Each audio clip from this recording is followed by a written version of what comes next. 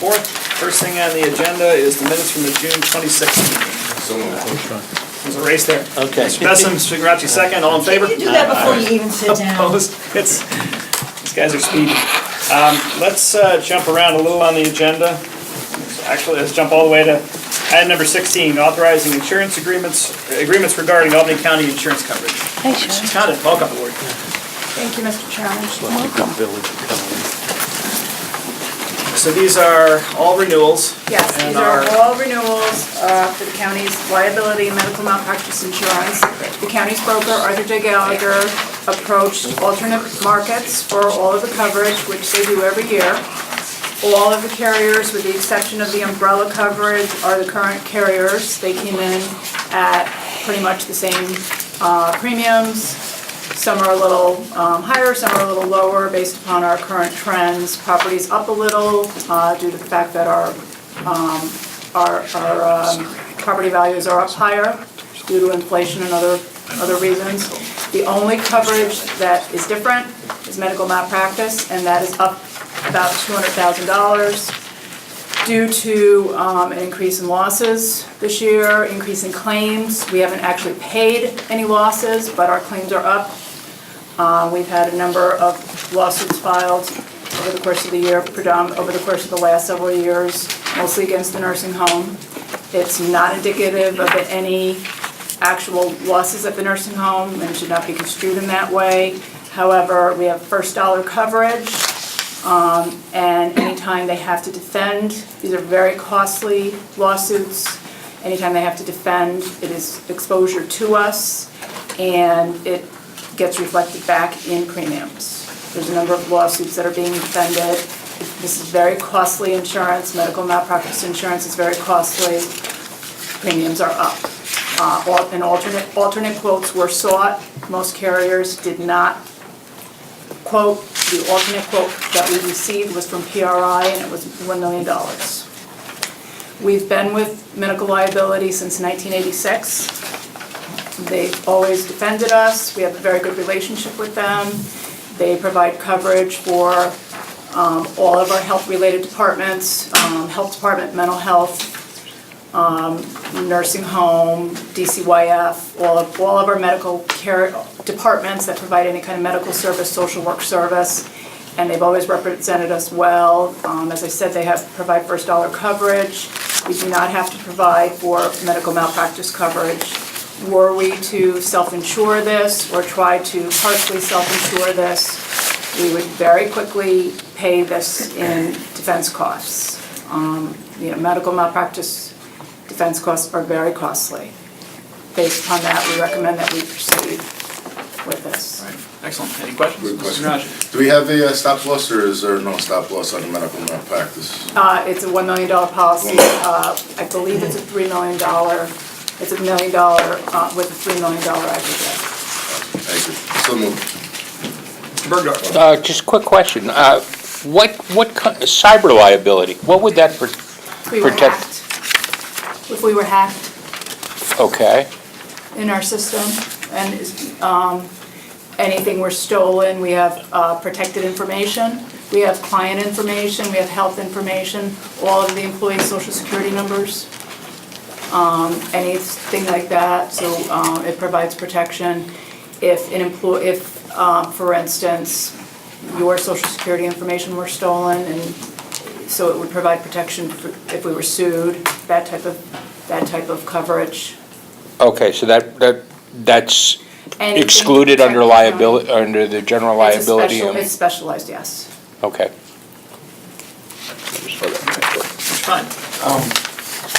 If the number of lawsuits go down in the future, should we expect possibly this fee to go down in future years? Certainly, yeah. And also, should we be concerned about the number of lawsuits, or is it just an up and down type of? In the past, the premium's been significantly lower. The number of lawsuits that there actually are is not significant. There's probably about 4 open nursing home lawsuits. It's just a trend. Costs to defend are high. So I can't predict. I'm not an underwriter. I don't know to tell you if all claims closed out, what we would see. It's based upon, there are a lot of factors that go into underwriting. It's based upon not just claims, it's based upon the number of residents that you have, and it's based upon what services you're providing to your residents.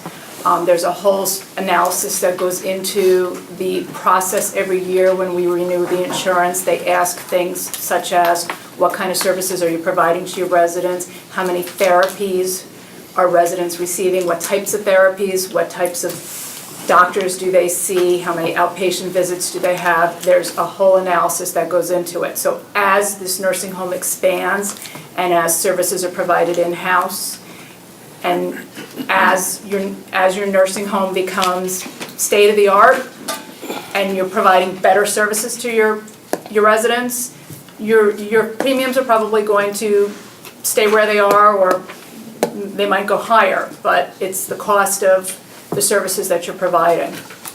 It's not necessarily indicative of the fact that something wrong is happening. It's just there's an exposure, and they're insuring against the exposure. Okay, thank you. Does this also cover us at the jail, the county jail? Mental health. Just The- mental health? Yes, the mental health unit at the jail. So the employees of the Department of Mental Health are covered for the mental health unit at the jail. They operate under the Department of Mental Health's clinical license at the mental health unit. The medical unit is not covered under this policy. Is that covered under another policy? Not the counties, Not the counties? not the counties. It's a private company. That's a private company. Well, Bergdorf. I'd just like to follow up on that. Obviously, there is something of notoriety in the papers in the last couple of days, and if someone were to sue the medical provider and the county, is there coverage for the county under which of the components of this program? If the county were held partially liable in inaction? Okay, so it would depend. If the county were sued for something at the jail, if the sheriff and the corrections officers were named, they would be covered under the liability policy and the police Okay. professional policy. Okay, so, If the mental health unit were named because there was failure to provide psychiatric medications, they would be covered under the mental health under the medical liability policy. If the medical provider, if there was an allegation for failure to provide medical services, that would be covered by the medical provider. And this county's policy would not respond. do you know if our contractual relationships with the medical provider require them to have us as an additional name Yes. insured on our policies? Yes, So we have another layer of coverage there. yes. All right, any other questions? Is there a motion? Mr. Besson, second, Mr. Garachi, all in favor? Aye. Opposed? Okay, thanks. Thank you. All right. Back to previous business. Resolution number 127, that is Mr. Higgins, he's not here, so we'll table for the sponsor. Number 2, local law K for 2016, that is also Mr. Higgins, we'll table that as well. Items number 3 and 6, resolution 411, and local law number O is Mr. Drake, I believe we're tabling for the sponsor on those. He requested be tabled. All right.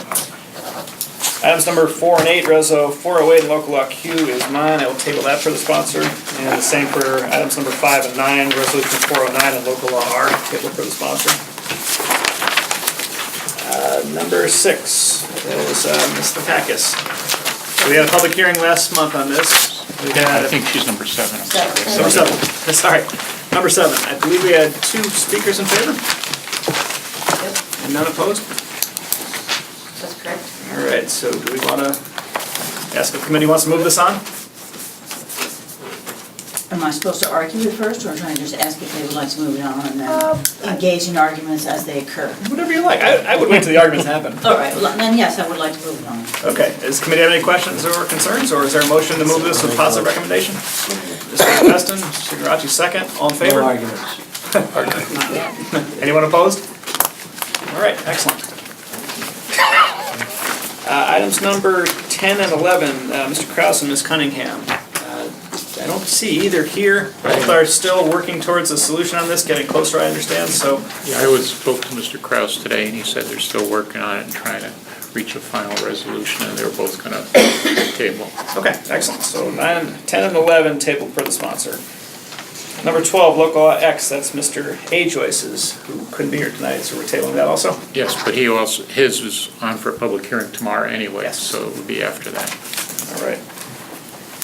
Items number 13 and 14, let's group together. These are the two rule change resolutions. Mr. Signoracci, do you want to talk about yours? Yeah, I'm gonna table mine for till next month. We're gonna get an opinion from the county attorney onto the legality, whether or not that we can make the amendment. And if that's the case, then we're also going to change it up and also add on attendance will be taken at 6:30 for the public hearing prior to the meeting, as well as the public forum and the public hearing, the public forum on the night of the monthly meeting and the public hearing on the, which would be tomorrow night, that we're gonna take attendance first, and it'll also be live streamed if the county attorney says that it's not we're liable, so we'll take attendance as well as do that. And then because we're adding on and it's going to be, people are gonna have to film it, there is gonna be a fiscal impact. I did wind up talking to a couple of individuals on the county exec side just to see what the cost is going to be. If it does wind up meeting the $5,000 threshold per our rules, then I'll have to do a fiscal impact. But that is one of the things that we also have to kind of flush out on how many people, the hours, how much it's gonna take, you know, and also staffing issue wise, if we're gonna start early to make sure that we, you know, for the public hearing that we televise, you know, from the majority, minority, and chairman's office, and kind of group it all together and, you know, see if the fiscal impact is gonna be more than 5,000, and I'm sure that if it is, bodies and both branches, you know, I don't think we'll have a problem with it, but that's just something that everybody needs to be cognizant of as well. But I plan on tabling mine, you know, barring those and adding those extra little frills onto the resolution. Okay, Ms. Lockhart. Ralph, just a question for you. Yes. In your work with this, have you looked at how many individual viewers we actually have on legislative streamlining or the committee meetings? You know, we've been doing it for how many years now? About a year. I thought it was a little bit long. Just be kind of curious if you had looked to see, other than county employees, because I know they have to view it to make sure everything's okay. Is there a way we can do Get that? information. At one time, it was extremely low in single digits. I don't Yeah. know where it is Yeah. now. I just think when you're talking about a fiscal impact too, you know, I mean, we should evaluate the program. We can find out. Okay. I know I've watched a couple of committee meetings when I wasn't able to attend, and I Good. wanted to see what you guys were talking about, you know, in the privacy of my own home in my pajamas. So, We don't- you know, that was convenient. I was talking about the streaming part, the live part. That's the part that has very little Okay. viewership in the past. I was just don't know curious, we've been currently. doing it, we've never got any feedback on it, you know? So I was just kind of curious where it was at. It was the first time we checked, it was, it was 8 the first time we checked. Nick tells me. Okay, so any other questions on You want this 266? both tabled? Well, Doc's not here for That's- this. The Let's other take- one's stable because he's not here. Right. So number 14, 266 will table, and we might as well ask county attorney to take a look at 267 as well, since they're related. So we will table both of those, and, I'll speak to you and Ralph about how to phrase that. okay. All right, excellent. All right, last thing, under current business, item number 15, resolution number 296, setting the policy of Albany County regarding background checks of employees. And this is Chairman Ward with Mr. Canisso and Mr. Bergdorf. Chairman, did you want to give us a quick? I'll defer to my attorney for a Okay. synopsis, and Mr. Bergdorf and Mr. Ziegelme have been working on it all together. Basically, we're trying to fill in the places that aren't currently background checked before they start where we can. it's something that's in progress. I would suggest that anyone has any suggestions, that they email myself and Arnis so that we can discuss them, because we've been working on this jointly to try and get this to be what it needs to be for the county. And right now, I don't believe that it's ready to be voted on or moved out at this point. I think it would make sense to kind of take a look at this and revisit next month, but does anyone have any preliminary questions at this point? Ms. Lockhart? I just do, when you do the background checks and the fingerprint checks, would we require, I know a lot of police agencies do this with recruits, require them to pay the fee? That's something we're to- still trying to looking at- figure Because out. it can get expensive. Depends on the job. Okay. Some, Well, whether you even did that, but I mean, if we did, would we be looking at the applicant paying the fee for the fingerprints? But the thing to remember here is that the only time the check would be done is after the person's been offered a job. So unless there's something in their background that would disqualify them, even if they pay the fee, they're gonna get the job. It's after a job offer is made. Right. Any other upfront questions? All right, so can we table this per the sponsor, Chairman? certainly. All right. I believe that's it. Is there a motion to adjourn? Second? All in favor? All right, thanks, everybody.